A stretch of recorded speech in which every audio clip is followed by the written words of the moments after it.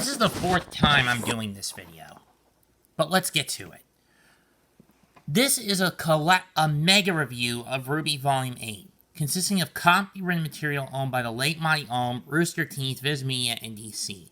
This video in itself is covered under the Fair Rights Usage Act of 1976. Let's get on with it. RWBY Volume 8 begins with Team RWBY, the Juniper Remnant, Oscar, Maria, Penny, and Pietro on the run. Robin and Crow have been captured and incarcerated alongside Dr. Watts and Jock Schnee by Ironwood. Clover's body has been recovered and shown the Aesops, and out of all of them, Harriet is the most infuriated by this fact. The fact that Clover is gone. Ironwood was about to declare martial law, and to do so, he kills one of the councilmen, specifically Sleet. Meanwhile, RWBY and Cinder and Neo return to Salem's side. I'm a little scatterbrained, and I'm hopping around. I'm going to hop around a lot in this video. With the Relic of Knowledge in hand. However, Salem's not pleased that Cinder went behind her back to achieve these ends. However, there's still one thing that's left to do.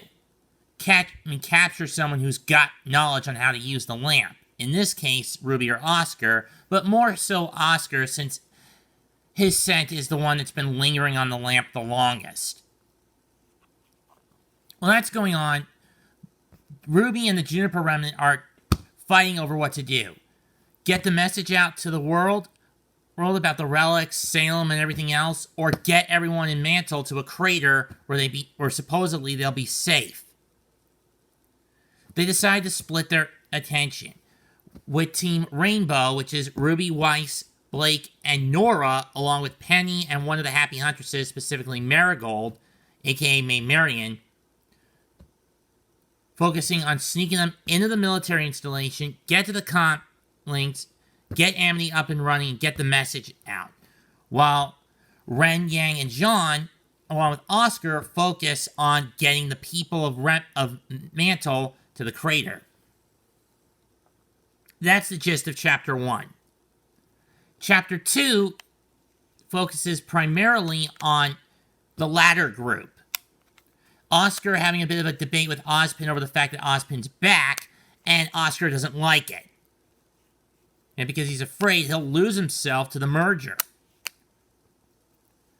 But this is when the Hound shows up and pretty much wrecks the shit of everyone, captures Oscar, and shows human intelligence by saying no when Yang demands to give him back, and then takes off with the group in pursuit.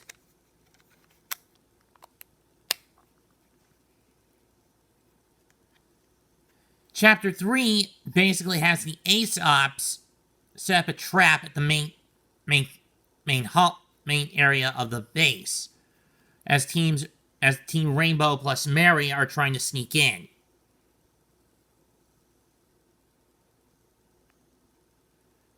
They trap Penny, but because of behind a door with a lightning dust shield, Nora tries to absorb it, but it's too much and it knocks her into a coma.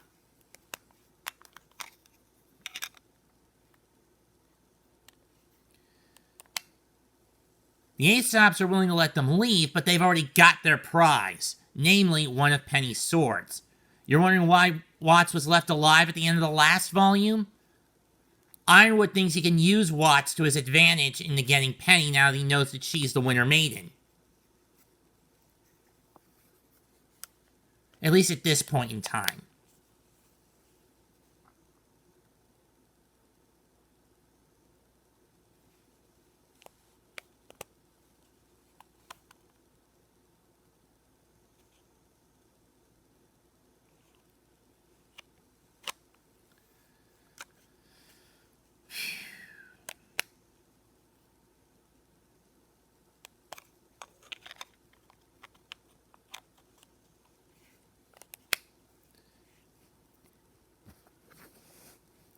Chapter 4 picks up with the chase into the Hound, only for Ren to have to cut it off to save Jean and Yang.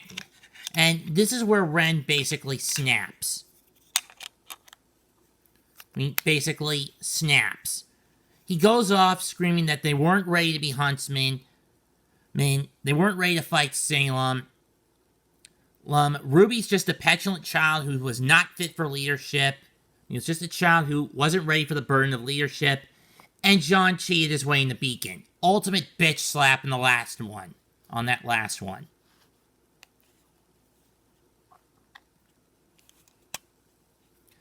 Now, you're wondering, how did Ren know about this? My guess is, off camera at the end of Volume 1, after the whole Carton bullying fiasco was resolved, Jean told Ren and Nora that he faked his transcripts and got in the Beacon through falsified documentation.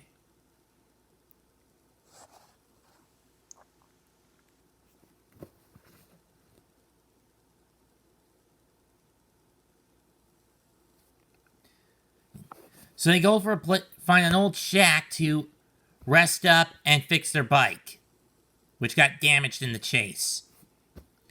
However, Oscar is taken to Salem, who basically interrogates him with two questions. One, where's the crown of choice, which we knew was going to be Salem's use of the lamp. I pretty much called that. Oscar doesn't know because his and Ozpin's memories haven't merged that far down the line yet. And I still say Oz buried it at Summer's grave marker. Or if it's not in the vault at Beacon Academy.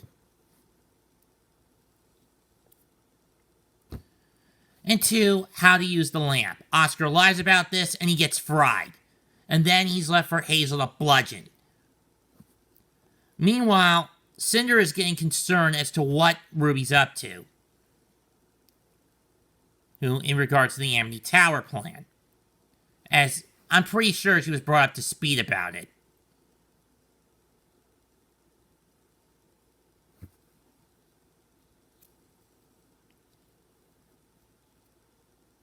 mean, the Tyrion at least brought her up to speed as to what was going on. Or she was more or less brought up to speed at the tail end of Volume 7, but she wanted the full details. She only got part of it.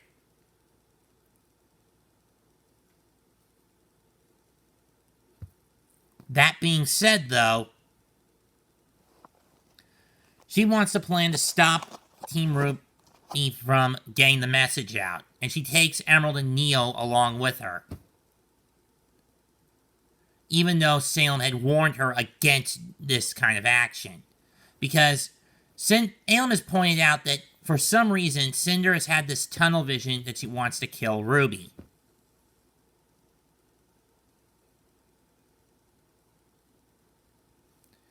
Anyway, they take off behind Salem's back. Chapter 5. While that's also going on, Crow and Robin have a bit of a heart-to-heart in jail. Namely, how Robin basically explains how her semblance of being basically a living lie detector made it hard for her growing up with in terms of making friends.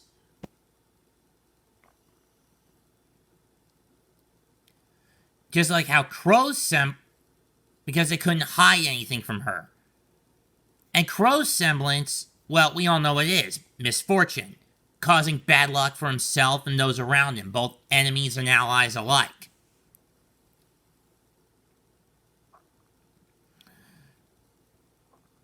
And he views that as much of a curse as Robin's semblance views her semblance, though she's learned to live with it and use it much more and not let it consume her in a way that Crow, for a good chunk of the story, had allowed his semblance to consume him.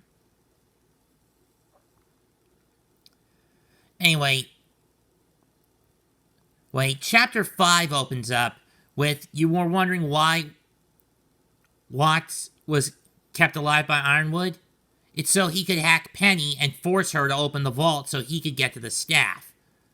This is what happens. After a fight as Penny, Pietro, and Maria are in the Amity Coliseum to get the global communications relay up, they're attacked by Cinder, Emerald, and Neo.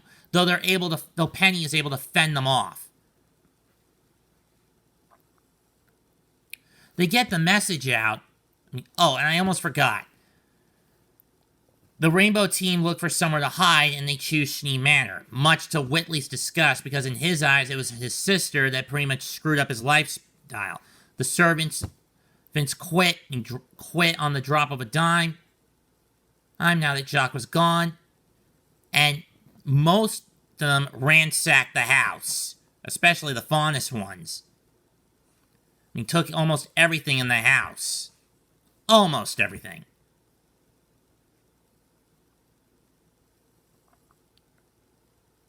Being on their way out. That said, back to Chapter 5.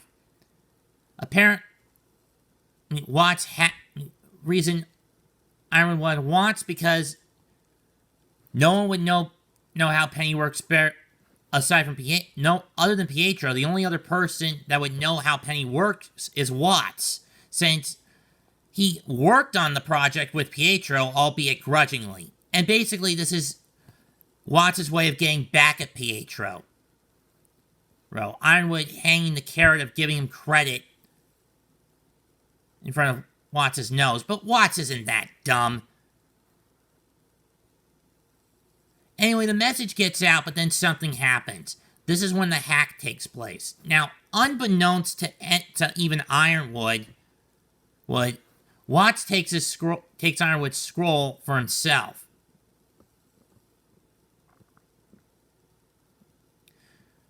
We don't know what happened to Maria and Pietro, but Penny crashes, ends up plummeting in the atmosphere and crashing somewhere. I'm not going to spoil where until we get to the chapter it happens.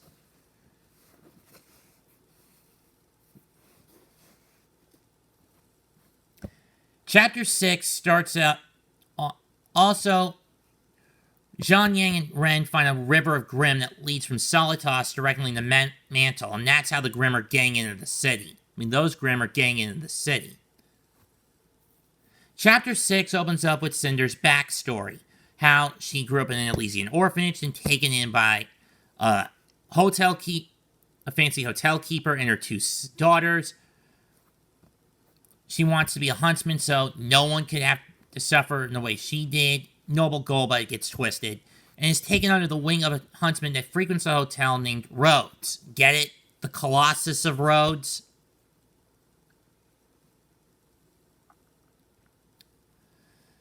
She ends up 7 years later, she ends up killing everyone, and this is what attracts her to Salem.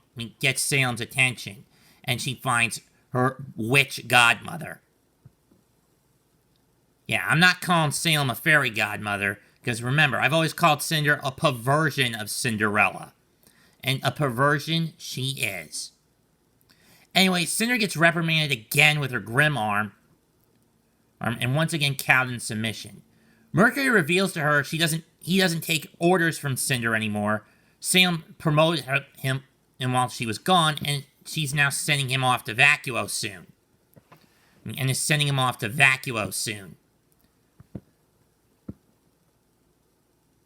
Oscar has been holding tight on trying to convince Hazel all about stopping Salem at any cost. But Hazel reveals he's even actually tried to kill Salem a couple of times. And this was basically following immediate aftermath of the death of his sister, Gretchen.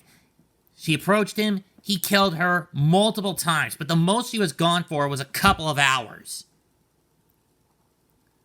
And eventually he just gave in and began to serve her. Oscar reveals the true extent of Salem's insanity, but it's too late. The monster crashes into the Atlas shield. The shields are down. Jean, Ren, and Yang try to get a message out about the Lake of Grimm, but unfortunately they get caught by Winter and the Aesops, who have them put under arrest.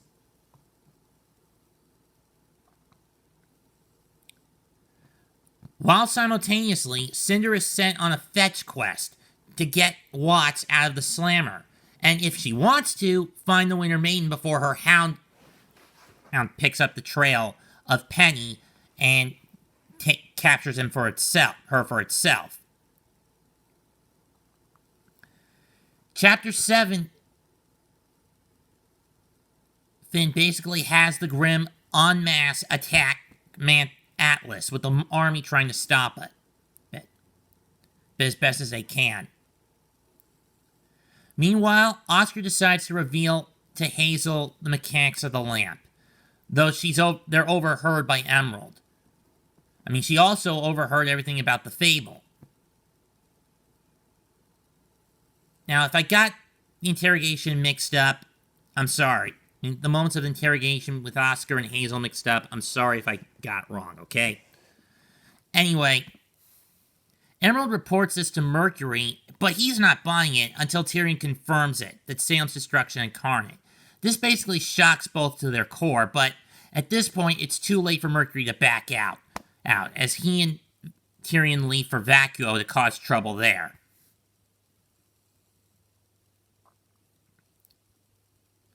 In the meantime, Marigold leaves the Schnee Manor to help out back down at Mantle. To help out in Mantle again. Ironwood has a new plan. He's going to send a bomb into the Monstra. To destroy it. And possibly stop the flow of Grimm. It won't destroy Salem, but it will slow her down. That is basically the plan.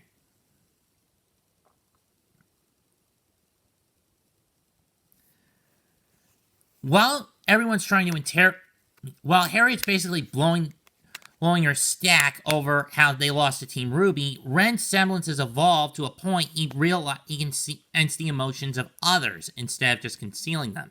He senses that Marrow doesn't want anything to do with this anymore, but he's just too afraid to speak out. Harriet is enraged over what happened to Clover. Elm can't stand traitors. Vine is jealous of the chemistry and the friendship and the bonds of friendship between teams RWBY and Orange. And Winter, she's stuck between duty and what she truly knows is right.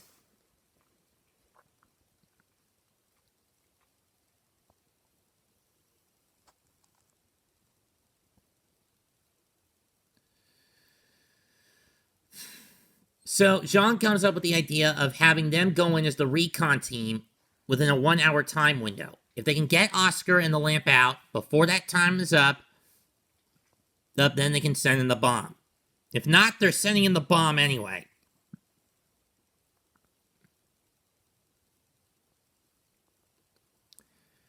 Chapter 8. And that's Chapter 7 in a nutshell. Chapter 8. This basically focuses on what's going on at Schnee Manor. Also, Klein is back, as he's now, as Whitley has called him in as a doctor to help out with Nora. I forgot about that. Penny crashes also in the Schnee Manor's front yard. However, the Hound has shown up. And while Ruby and Blake are trying to get the backup generators going, they're attacked by a couple more Grimm. One of them being the Hound. The fight breaks out. Willow and Whitley help out the best they can. Ruby uses her silver eyes on the Hound, but only for it to reveal it's a faunus with silver eyes. This is what Salem meant, but in regards to what she did to Summer last volume.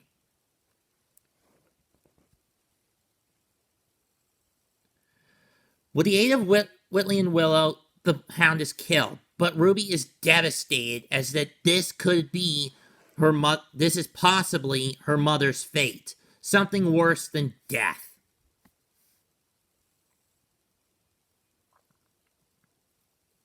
Also during this chapter, Cinder busts Watts out. And the hack starts to go into effect again on Penny. Chapter 9 doesn't focus on the group at Schnee Manor at all. This focuses back on the battlefield. Hazel actually decides to have an Emerald have a change of heart in letting Oscar go free. They take him to the room where the lamp is being kept. Oscar summons Jin, just to confirm his story in front of Hazel. Hazel, he had a question in mind, but after seeing Jin, all of his questions are answered. He now truly finally believes Oscar and Ozpin by proxy. Now they need to get him out. Jean, Ren, and Yang run into them. However, unbeknownst to anyone, Neo has, even Salem herself, Neo has stolen the lamp.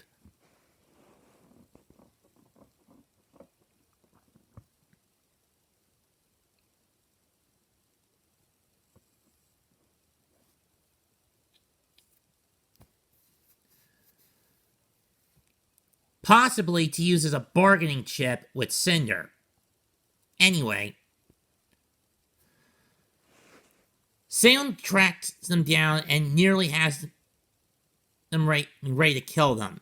But Yang decides to call her out on using a victim complex to justify what she's doing because Salem didn't get her happy ending to be with the man she loved. And because of her own fanatical desires, the man she loved was forced to turn against her. It's enough for Hazel to get in a shot to help the kids escape. Hazel essentially sacrifices his life with one shot of magic from Ozpin's log memory weapon to blast Salem at any cost.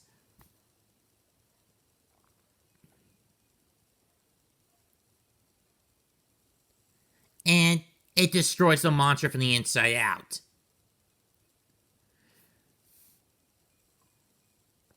Chapter 10 starts off with the Aesop's about to move the bomb into position, only for it to blow up, taking most of the Grim, only for the magic blast to take most of the Grim and causing the blast radius with it, as well as Hazel. The team Emerald and Neo survive, while the former 5 head back into the caverns below Mantle. Neo makes off with the lamp. Salem's down, but it's only going to be for a few hours at most.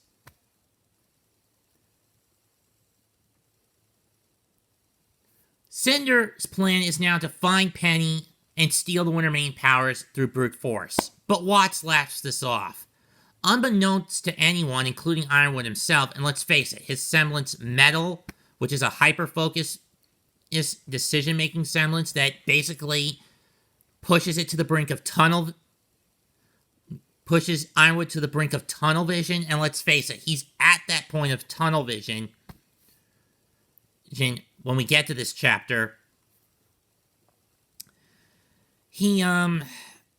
Watts had, unbeknownst to Ironwood, Watts said when he hacked Penny, he uploaded a computer virus into Penny that essentially will force her to go to the vault, open the door, and then die on the spot.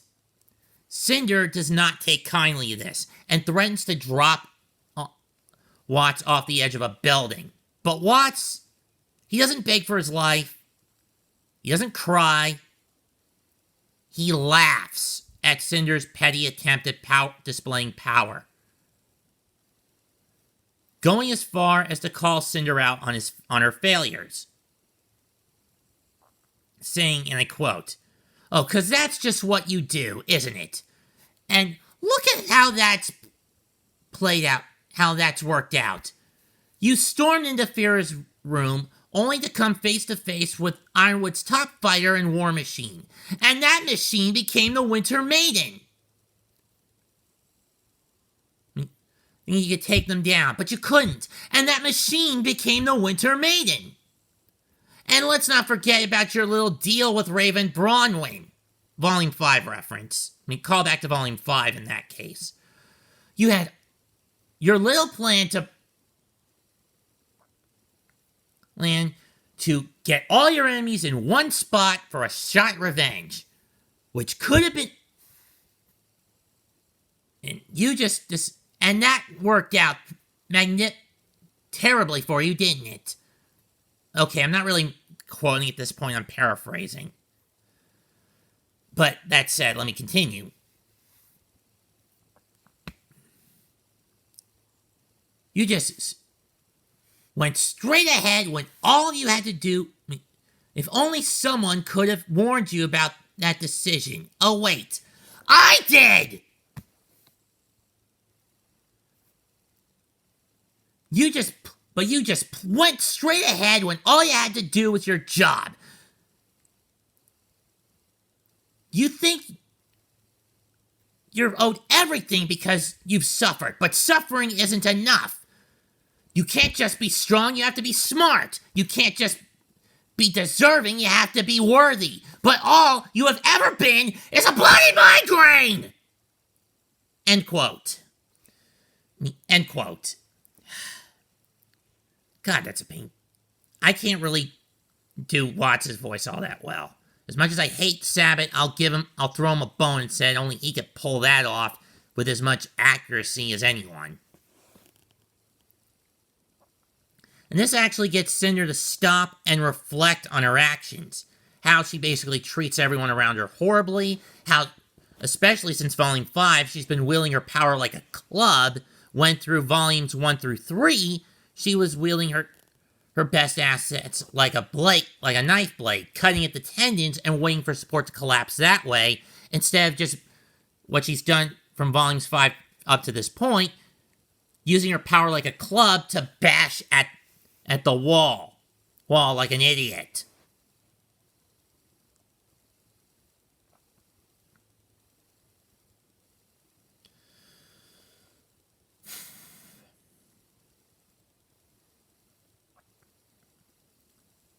Anyway, the group gets back to...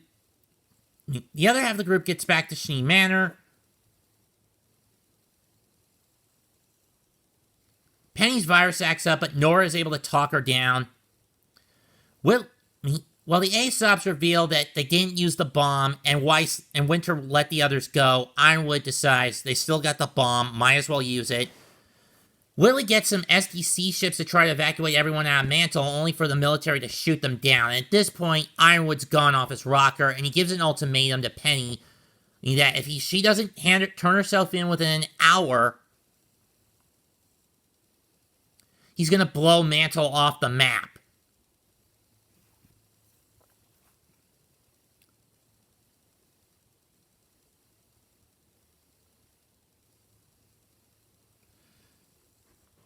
Chapter 11 then basically centers around two sides. One, Crow and Robin, well, three angles. One, Crow and Robin fighting their way through the military base to try and to get their hands on Ironwood. Crow at this point fueled by revenge over what he was forced to do against Ironwood for forcing Clover to fight him. When they had their mission done, get Tyrion and lock him up, but Ironwood squandered that when he let his paranoia and his semblance overtake him. Overtake his mind.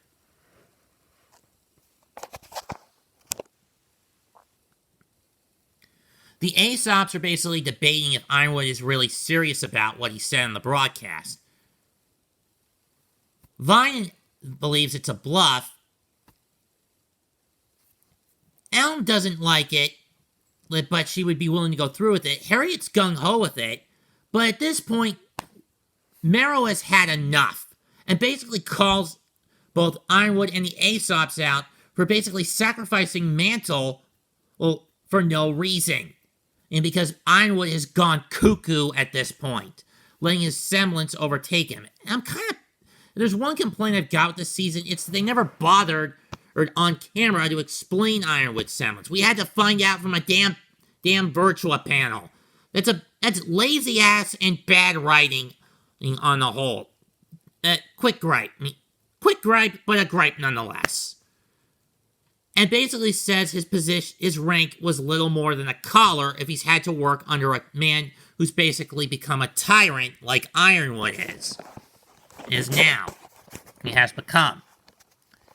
Winter stops him from getting a bullet put in his head back of his head by Ironwood. Meanwhile, everyone is basically reflecting what's gone down. Salem's going to be back within a few hours, anywhere from 30 minutes to a couple of hours at the most. Oh, I forgot to mention the mechanic behind log memory was revealed in Chapter